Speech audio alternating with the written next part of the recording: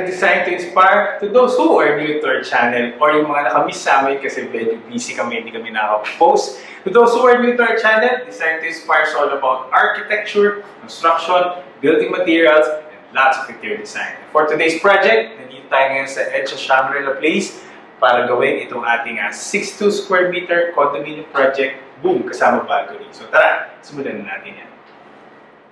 Hi guys! Kasama natin ngayon ang representative ng ating contractor, which is the Polymath Builders, Architect Brian. So sila ang gumawa ng ating, or nag-implement ng ating design for this EDSA Shangri-La project. Anong size ito, Architect? This is actually 62 square meters kasama na yung balcony. Yes. So anong scope ba sa project na to? So explain niya sa atin kung ano yung mga ginawa natin dito. So previously is naka-furnish na talaga tong unit, Architect. So this time nagkaroon tayo ng opportunity for a major renovation. So ayan, nabago natin yung mga wall finishes, nakakapag-install tayo ng new kitchen cabinets and also yung CR retiling and also yung glass panels natin. Yeah, so ang ginawa talaga natin dito guys is talaga from zero to scratch, demolish natin. So nagpalit tayo ng finishes. From dark, ginawa natin siyang light. So paano simulan natin ang ating construction condo tour? Kasi okay guys, so pagpasok mo ng unit, syempre main door. So on our right side, andito ang ating kitchen. So before, ang itsura niyan, tulad dati, meron dito dati kitchen, very dark yung theme. So pinalitan natin kasi we want a bit lighter and gusto natin very airy yung ambiance. So kung mapapansin nyo, bago yung atake natin for this kitchen. Splashboard natin, ating countertop, gumamit tayong puti, malinis lang. Tapos nagsingit ako doon ng konting mirror. Bronze mirror na magiging accent ng kitchen natin. Tapos, maganda yan, pag pinandar ko na itong ating lighted ilaw, actually kukunin ka next week. So pag umandar yung ilaw natin dyan, mag-define itong mirror natin sa taas ng ating countertop.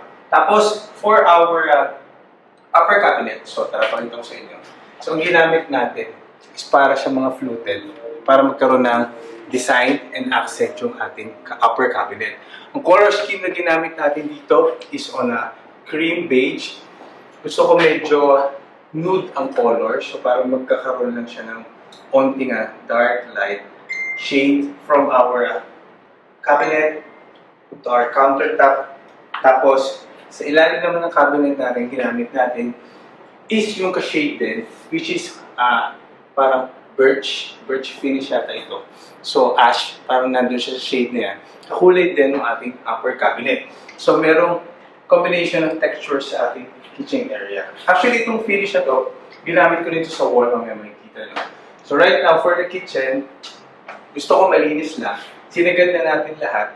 Tapos ang typical layout kasi dito sa Shangri-La is yung kanilang washing machine is nasa ilalim. Kasi nandiyan yung abang ng drain, nandiyan din yung abang ng supply. So, nandiyan siya. So, papalagyan ko lang ito ng fascia dito, border, para saktong-sakto naka-fit itong ating washing machine.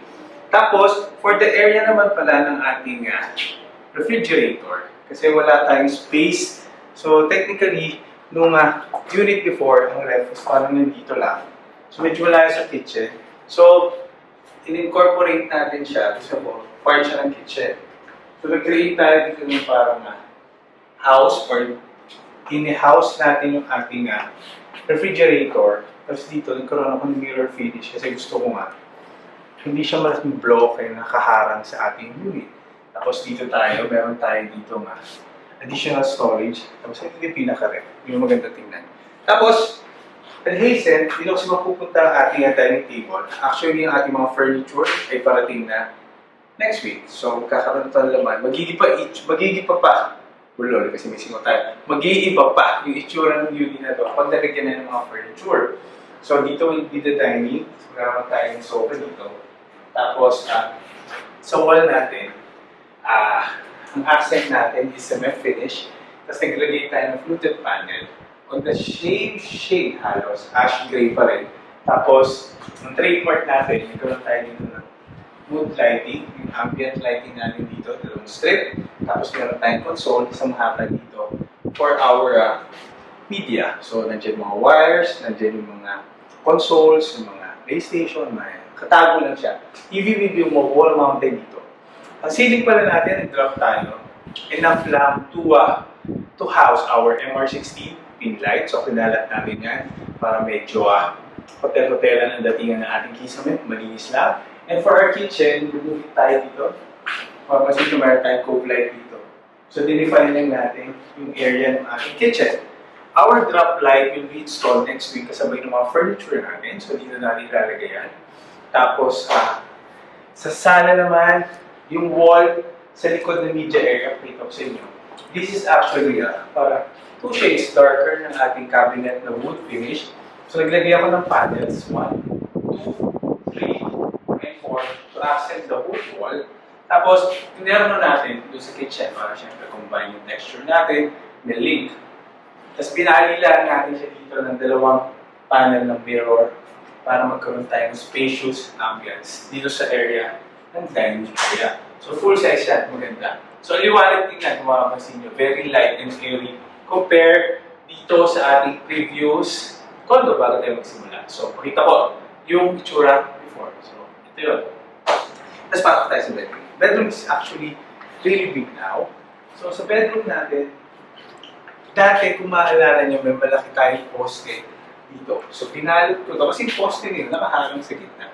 So, gusto ko continuous yung ating curtain, pag venue, pag nakatayo ka dun sa main door. So, wala makikita poste. So, dahil may reflection tayo ng mirror, so, parang through and through yung curtains natin. And window, ganun dito sa kabilang side. Tapos, for our headboard wall, mapapansin na wallpaper tayo dito. Cement finish din, pero may onting touch siya ng lighter shade. Tapos, nag-create ako dito ng panel, lighted headboard naman. So, ito yung magiging pinaka, dito yung sasalpak yung ating pinaka bed frame. Tapos, we have the door, accent tayo ng gold tone. And we have our closet. So, yan. So, may tayo ng drawers. Lighted dito, inaayos pa. So, gusto ko, naka-bronze color tayo dyan. Full size, wider ang itsura. All the floorings pala, kung maalala ko, na-replace ba natin ito? Ito yung existing. Pero alam ko, na-replace natin ito. Kasi darker yung ating shade ng flooring before. So, ang ginamit natin ito are SPC flooring. Waterproof yan, resistance. And we have blackout curtains, sheer and drapes, ganito sa kabila. Tapos, ang view nyo from the bedroom pala will be ito. Sobrang inis na. Parang medyo Japanese style. Makikita mo, tanong mo na dun yung kitchen area natin. No? Sa kabilang side, kasi nire-reflect ng mirror. Very malinis lang. Ayan, ang sarap ng view, di ba? So guys, thank you for watching our channel today. So itong condo tour kasi pinakita ko lang sa inyo kung yung ginawa natin after ng major construction.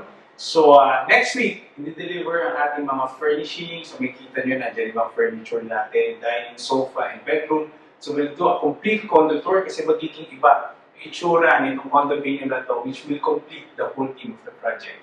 Thank you guys for watching our channel and see you again on our next vlog. Bye-bye!